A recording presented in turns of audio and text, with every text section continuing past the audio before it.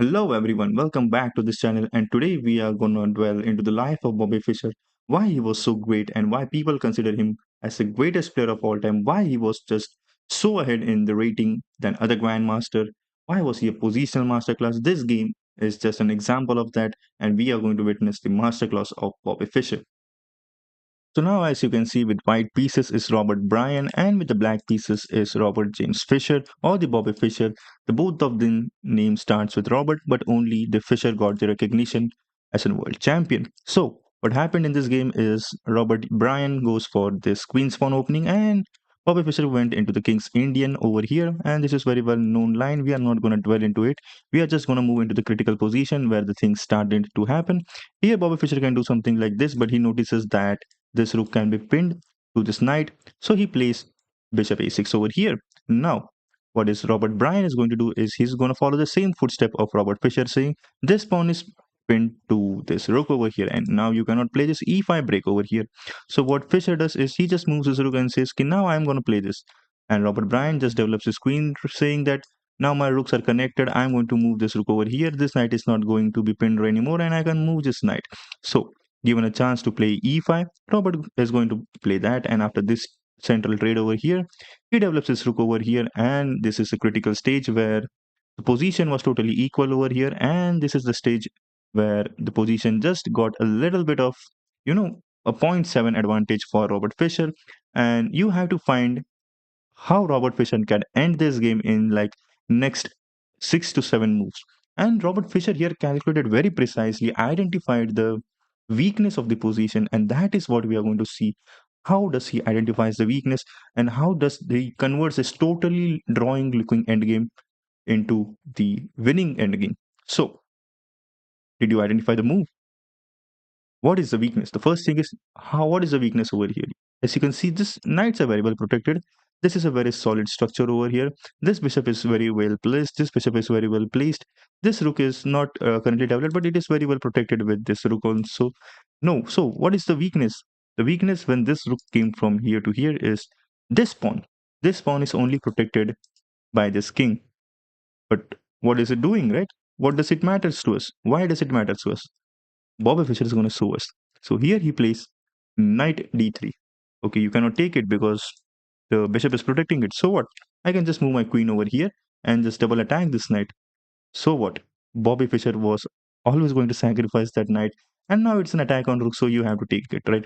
So after taking it, his idea was to move this knight over here, and you are not idiot to go something like this because this is just bad position for you because rook takes e3, and in the name of Mikhail Tal, he's going to sacrifice his knight for this checkmate, a very beautiful checkmate looking pattern like this in the center of the board, and this is how Bobby Fischer would have mated his opponent, and people would have just revoked his grandmaster title to play this move. So after this, he moves back, and anywhere he would have moved back, there was always going to be fork of these three pieces. So Bobby Fischer just gives this fork, and after this, queen needs to move because you are not going to hang his queen as a grandmaster, and Bobby Fischer has two options to take the bishop or to take the rook. And now for the geniuses who thinks that yeah, rook is of 5 points, so I'm going to take this rook. No, if you take this rook, the problem is you have not resolved any problems over here because after taking this rook is going to develop, and this pawn is very under attack, and these pieces are very well developed, and you just have solved nothing. But if you take this knight bishop over here, this bishop is way more stronger than this 5 points rook over here. This is not a 3 point bishop, it's a 5 point bishop. Why? Bobby Fischer is going to show us. He takes this knight, he takes this bishop with a knight, and now if you don't take it, he's just going to move back, right? So you have to take it. Bobby Fischer is not going to lose his tempo over here. He's going to play d4.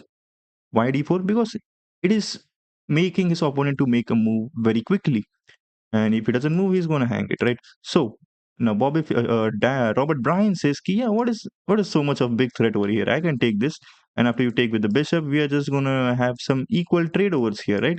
Rather, I'm going to win this trade, right? After taking this, and this, I'm going to just win over here. But Bobby Fischer doesn't have to take it here, right? He has an in-between move, which is bishop b7, and that comes with a very different problems because now where are you going to move your king? what do we say, king over here. If you try to say that I can move over here, yeah, then this queen takes. And if you this knight cannot be taken with this because this is a pinned, so you have to take with the rook. And now after taking this and this knight is also hanging, so this is a fork of this two rooks, and this is just going to be bad stuff for you. You're going to be down a material. That is what is not going to happen in this game. So after this check, now you have to identify that where this king moves, you cannot move this knight. If you try to move this king ahead, then again you're just going to be in a bad shape, because queen d7 comes, you cannot move back, you have to move ahead. And after this check, you have to sacrifice your queen or it's going to be checkmate, right? So after this, you cannot move ahead. You If you say I am gonna move back over here, then just bishop takes. And if queen takes, this check. And if you take with the rook, your queen is going to hang with the check. And if you say king, yeah, I'm not going to do that, I'm just going to develop this over here, then queen takes. And if you take with the rook, you are going to lose this rook, and this is just going to be down a material, and this is just a winning endgame for Bobby Fischer over here. So again, after this, and if you or not after this, if you say I'm going to play this move, then just bishop takes over, not bishop takes over here.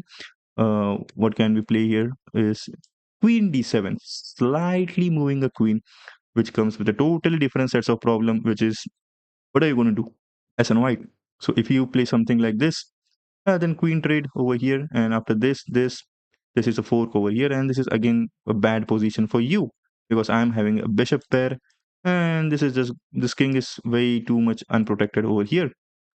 And what is next you can do, you have to only play a move which is this move, and that is what Daniel Bryan found it out.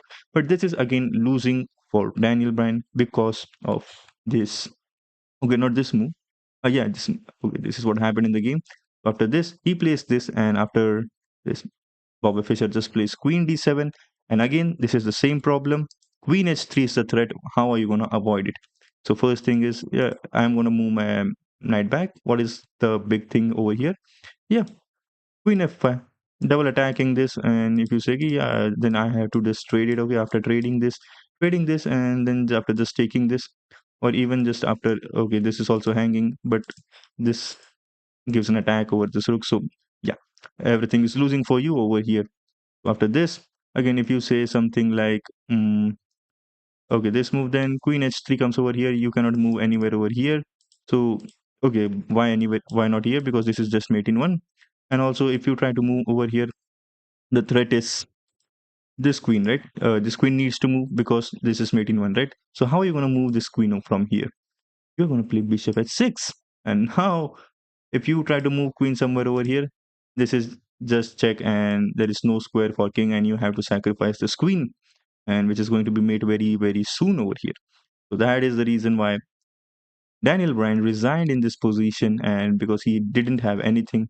And also, if something like what do we say, queen over here, which looks normal, just this move, and after this, you say you cannot take this, right? Because this rook is protecting it, but this, and you have to now move your rook, because after this, and this move, this queen is pinned, and if you move your queen, this is going to be checkmate. And that is the reason why Daniel Bryan didn't have anything in this position, and he resigned this game.